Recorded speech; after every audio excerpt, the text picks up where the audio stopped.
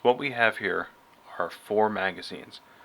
This one is a compact Glock magazine, full capacity compact Glock magazine. This one happens to be in 40 caliber, but that's not going to matter for a second. I'm just using this for an illustration. And these are limited capacity magazines. So these are all 10 round Glock 19 magazines. This is a factory Glock 19 mag. This is a ETS magazine. You can see it's clear and is loaded with 10 rounds of, this happens to be Spear Gold Dot 147 grain. This is some kind of Barnes Solid Copper 115 grain. And this is loaded with 10 rounds of 124 grain Winchester NATO ammo.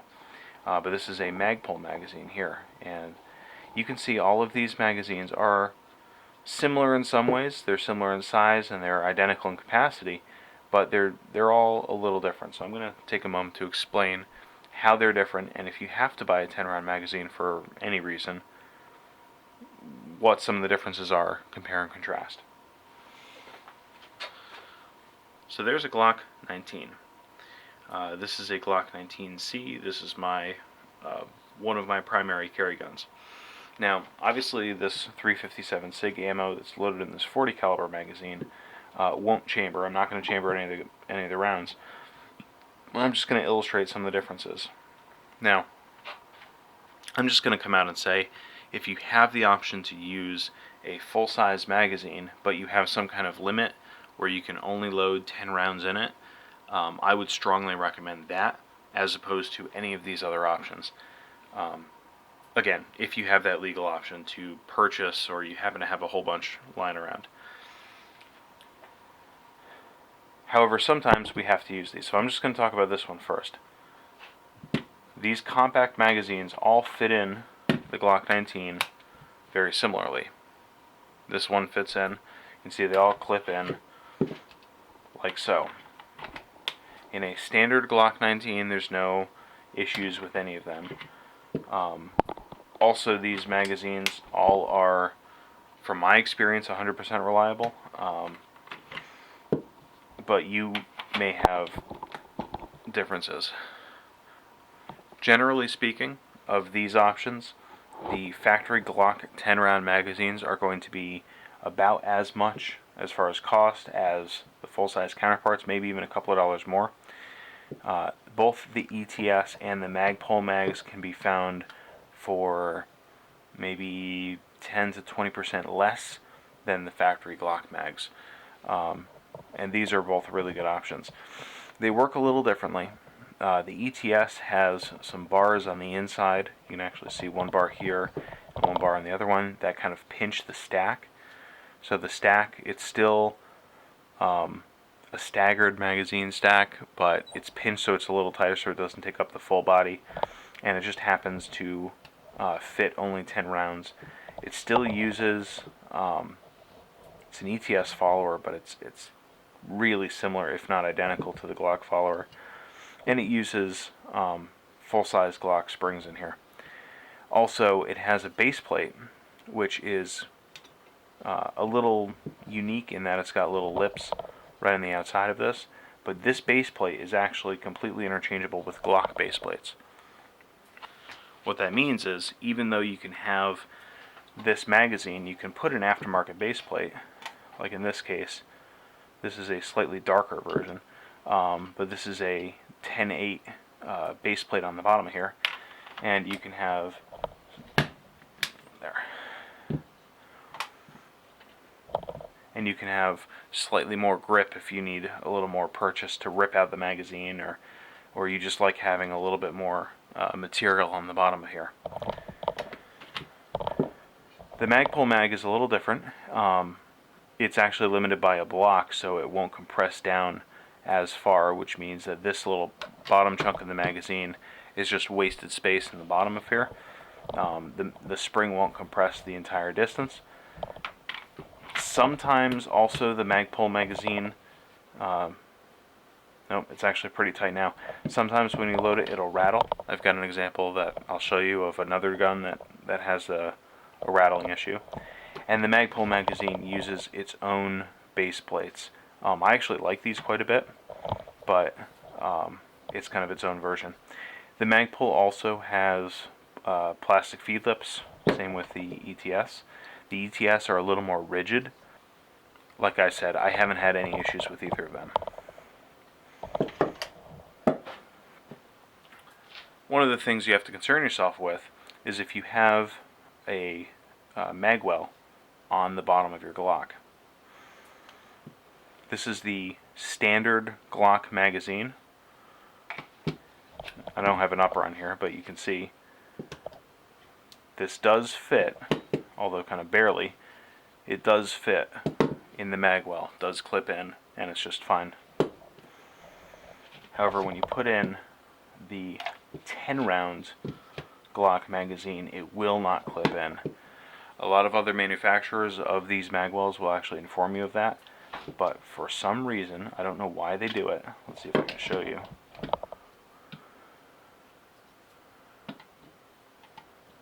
The 10 round magazine from, let's see, the feed lip, you're gonna have to trust me on this, is ever so slightly shorter than the full-size magazine. Now if you look at the area right here from the locking area, you probably still can't even see it, but it is ever so slightly shorter. And you'll notice this in practice too. Now the Aftermarket magazines, all the ones that I found, the Magpul,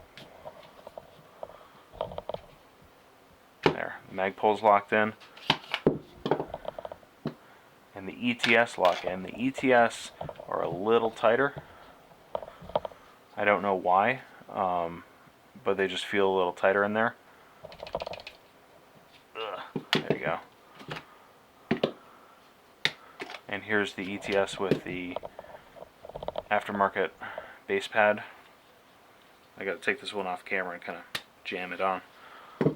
But here, and this is really where the base pads come into effect. If you've got a magwell on the bottom of here, and you might have to drop your magazine, you can reach in and pull that out via some extra grippy bits on the base pad. So if you've got a magwell, Aftermarket magazines are kind of your only way to go if you run the standard size. Now of course, this is a 10 round Glock 17 mag, and of course you can put that in. So we're moving on to the Glock 17 now. So here's your Glock 17. This is your stock Glock 10 round magazine. I don't have a full-size version to show you as far as fit. This is your ETS 10 round. You can see it's identical, nearly identical to the compact 10 round, except the stack is a little shallower on the ETS. And this is a Magpul version. Now this is legal in my state, but this is a full-size Glock 17 mag, except it's been pinned. It's been permanently pinned outside of Connecticut before it got brought in. This is something that, this is non-removable. You can't, unless you actually, start cutting at stuff, you can't actually get this out. But this is something that is permitted as far as a permanent modification in my state. So here you can see that this fits in. Now something about that little rivet on there, it does make it so the magazine doesn't drop as freely out of the gun.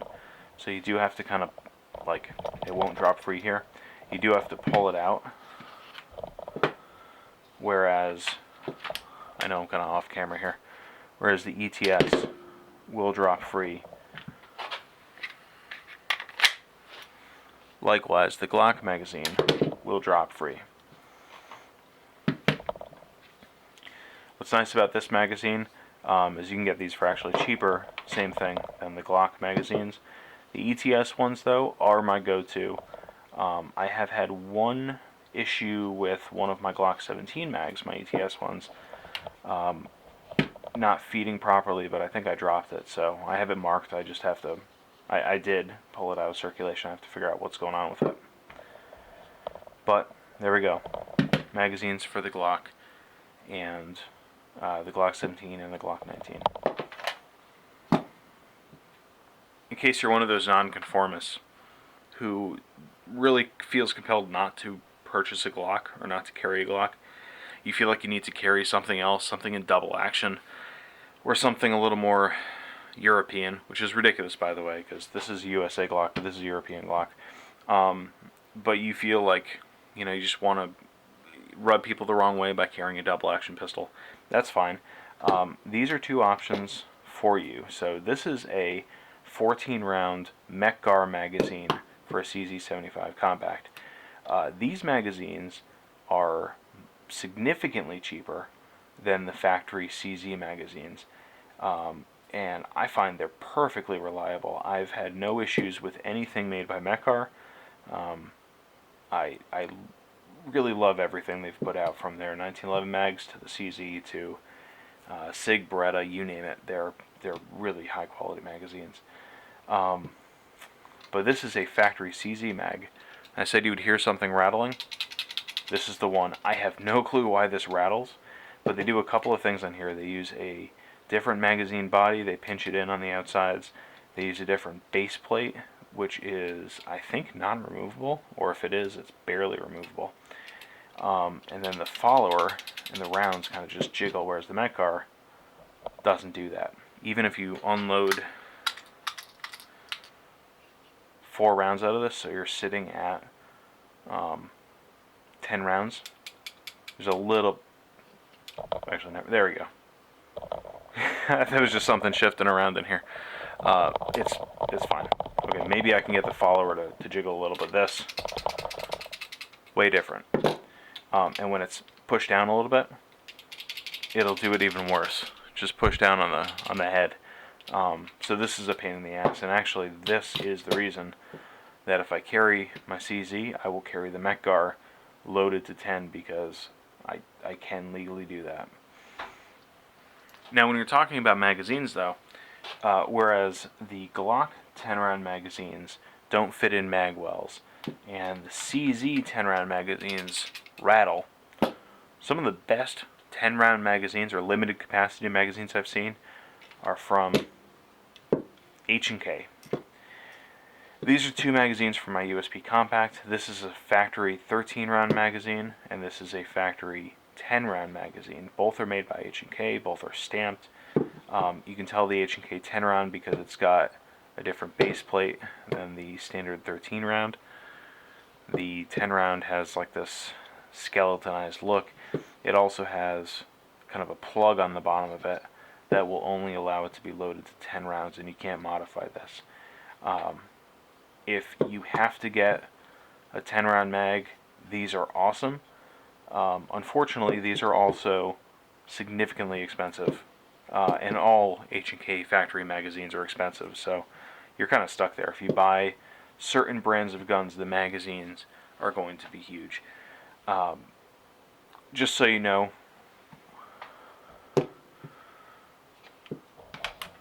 these magazines, these 2, were about as much as this one when I bought this from Mike Cabela's. I didn't find the cheapest price I could find online, but these 2 ordered online were as expensive as this guy.